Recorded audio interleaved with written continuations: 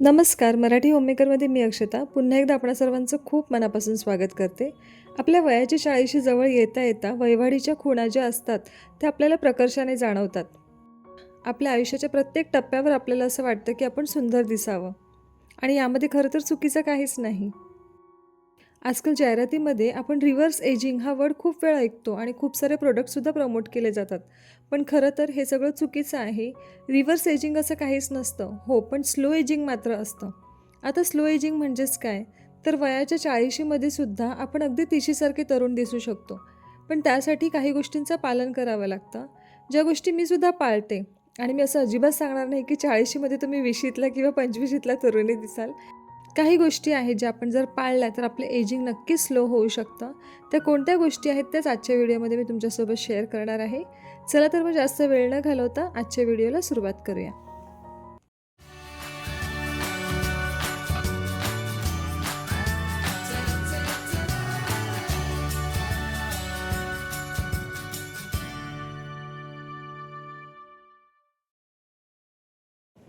Most of the स्त्रियांना सॅलॉनमध्ये जाणं हे खूप आवडतं आणि तिथे गेल्यानंतर एक पॉझिटिव्ह फीलिंगसुद्धा येते. आपल्याला असं वाटतं की मी माझ्या त्वचेसाठी आणि केसांसाठी खूप चांगलं काहीतरी करते. पण सॅलॉनच्या फ्रिक्वेंट जे व्हिजिट असतात एक तर त्या खर्चिकसुद्धा असतात आणि मला असं वाटतं की कुठेतरी ते आपले त्वचा किंवा केस हे सुधारण्याऐवजी जास्त बिघडवतात. कारण आपण सतत ब्लीच, फेशियल, वॅक्सिंग वगैरे केलं तर त्याचा त्वचेवरती आपला परिणाम दिसून येतो. केस जर कर्ली किंवा वेव्ही असतील तर आपण रिबॉन्डिंग, स्मूथनिंग किंवा खूप साऱ्या अशा गोष्टी असतात जे करून आपण केस स्ट्रेट करतो. पण त्याने खरं तर आपण केसांचा जो पोत आहे तो पूर्णपणे खराब करून टाकतो. आपले पूर्ण केस आपण डॅमेज करून टाकतो. जरी आपले केस वेव्ही किंवा कर्ली जरी असतील तर ते व्यवस्थित आपण जर त्यांची काळजी घेतली तर ते छान प्रकारे आपण स्टाईल करू शकतो. त्याचप्रमाणे सतत ब्लीच आणि फेशियल करण्यापेक्षा घरगुतीच असं आपण फेस पॅक बनवू शकतो किंवा हेअर मास्क बनवू शकतो. यूट्यूबवरती असे भरपूर छान चॅनल्स आहेत जे होम रेमेडीज शेअर वगैरे करतात. जर समजा तुम्हाला वॅक्सिंग वगैरे करायची असेल तर वॅक्सिंग करण्याने काय होते, आपली स्किन आहे ती ओढली जाते, मग ती कालांतराने सैल पडते, पोर्स ओपन होतात आणि त्याचसोबत इनग्रोन हेअरसुद्धा वाढण्याची शक्यता असते. त्यापेक्षा बाजारामध्ये खूप चांगल्या प्रकारचे ट्रिमर्स वगैरे अवेलेबल आहेत, त्यांचासुद्धा तुम्ही वापर करू शकता. मी असं अजिबात सांगत नाही आहे की पार्लरमध्ये जाणं पूर्णपणे बंद करा. जर तुम्हाला आवडत असेल तर नक्की जा, पण त्याऐवजी एकदा घरगुतीसुद्धा उपचार करून ट्राय करा. आता हे झालं कधीतरी आपण करणार आहे, म्हणजे जसं आपण फेस पॅक महिन्यातून एकदा किंवा 15 दिवसातून एकदा लावतो. पण रोजच्या रोज आपलं प्रॉपर स्किन केअर रुटीन असणं खूप गरजेचं आहे. आता मी पण खूप जास्त असं डिटेलमध्ये आणि खूप माझ्याकडे प्रोडक्ट्स नाही आहेत, पण एक मॉइश्चरायझर, त्याच्यानंतर सनस्क्रीन आणि लिप बाम या तिन्ही गोष्टी खूपच मॅन्डेटरी आहेत आणि या प्रत्येकाकडे असायलाच पाहिजेत. खूप जास्त एक्सपेन्सिव्ह प्रोडक्ट किंवा दुसरं कोणतरी हे प्रोडक्ट वापरते म्हणून मी पण वापरायला पाहिजे असं काहीच नाही आहे. मी माझ्या स्किनसाठी जे सूट होईल ना तेवढेच मी प्रोडक्ट्स वापरते आणि हे 3च प्रोडक्ट माझ्या डेली रुटीनचा भाग आहेत. खूप जास्त सीरम वगैरेसुद्धा मी वापरत नाही आणि शक्य तितके घरगुती उपचार करण्याचा प्रयत्न करते.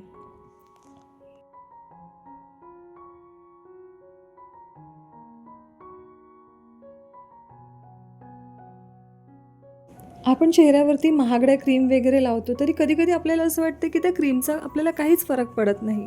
तर त्याचं कारण असं आहे की आपण काय खातो ना हे सुद्धा खूप जास्त महत्त्वाचं आहे. क्रीम वगैरे लावणं ह्या गरजेचंच आहेत. त्याला टॉपिकल ॲप्लिकेशन म्हणतात. पण आतूनसुद्धा आपलं शरीर स्वच्छ असणं तितकंच गरजेचं आहे. जसं-जसं आपलं वय वाढत जातं ना, फक्त स्किनचेच नाही तर इतरसुद्धा हेल्थ इश्यूज आपल्याला जाणवायला सुरुवात होते. त्यामुळे आपलं वय वाढतं ना, तसंच आपल्या आहारावरती सुद्धा आपलं नियंत्रण असणं गरजेचं आहे. त्यामुळे शक्यतो होम कुक्ड फूड खा, प्रोसेस फूड जे आहे ते अवॉइड करा, हेल्दी डाएट फॉलो करण्याचा प्रयत्न करा. मी असं नाही सांगत की आपण बाहेरचं खाणं पूर्णपणे अवॉइड केलं पाहिजे, पण कधीतरी वन्स इन अ व्हाईल महिन्यातून किंवा 15 दिवसातून एकदा खा. आहारामध्ये हिरव्या पालेभाज्या, सॅलड, त्याच्यानंतर फ्रूट्स यांचा समावेश करा. तुम्ही जर तुमच्या आहारामध्ये सॅलड्स वगैरेचा समावेश केला ना, तर त्याचा जो परिणाम आहे ना, तो तुमच्या चेहऱ्यावरती नक्कीच दिसून येईल. आणि आधी सांगितल्याप्रमाणे या सर्व गोष्टी मी फॉलो करते आणि त्याचा मला खूपच चांगला रिझल्ट जाणवलेला आहे.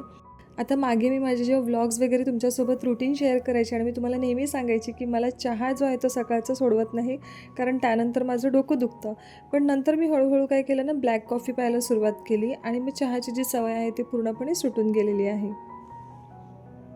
कधी-कधी आपण हेल्दी डाएट तर फॉलो करतो, पण पाणी पिण्यावरती मात्र दुर्लक्ष करतो. तर दिवसातून जवळ-जवळ 8 ते 10 ग्लास तरी पाणी प्यायला हवं. जर तुमची फिजिकल ॲक्टिव्हिटी जास्त असली, तर तुम्ही जास्त पाणी पिऊ शकता. पाण्याने आपली बॉडी जी आहे ती पूर्णपणे डिटॉक्स होण्यास मदत होते. त्यासाठी खूप जास्त महागडी डिटॉक्स ड्रिंक घेण्याची सुद्धा गरज लागत नाही.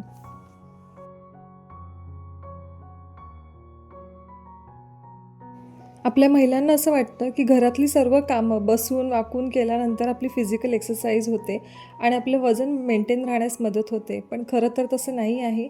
ज्यावेळेस आपण प्रॉपरली योगा, एक्सरसाइज किंवा वॉक जरी करतो ना, त्यावेळेस आपलं माइंड आणि बॉडी हे दोन्हीसुद्धा त्यामध्ये इन्व्हॉल्व होतात.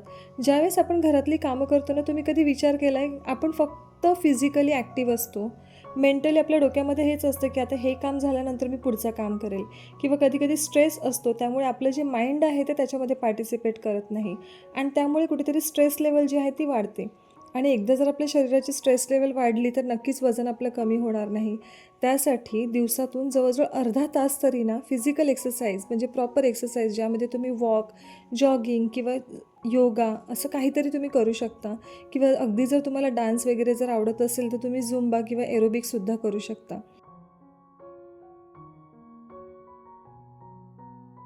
सर्वात स्वस्त पण पॉवरफुल ब्युटी ट्रीटमेंट आहे ती म्हणजे चांगली झोप.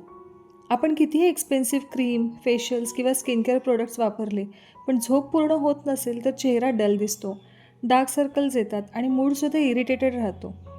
झोप म्हणजे फक्त शरीराचा आराम नसतो, तर ती आपल्या शरीराची एक नॅचरल रिपेअर सिस्टम आहे. म्हणून रोज किमान 7 ते 8 तासांची चांगली झोप घेणं महत्त्वाचे आहे. पण प्रश्न असा पडतो की चांगली झोप कशी मिळेल? त्यासाठी झोपण्यापूर्वी किमान 1 तास तरी मोबाईल किंवा स्क्रीनपासून लांब राहा. छान पुस्तक वाचा, म्युझिक ऐका किंवा डीप ब्रीदिंग करा. जेव्हा झोप पूर्ण होते ना, तेव्हा आपल्या चेहऱ्यावरचा ग्लो, फ्रेशनेस आणि एनर्जी ही आपोआप वाढते.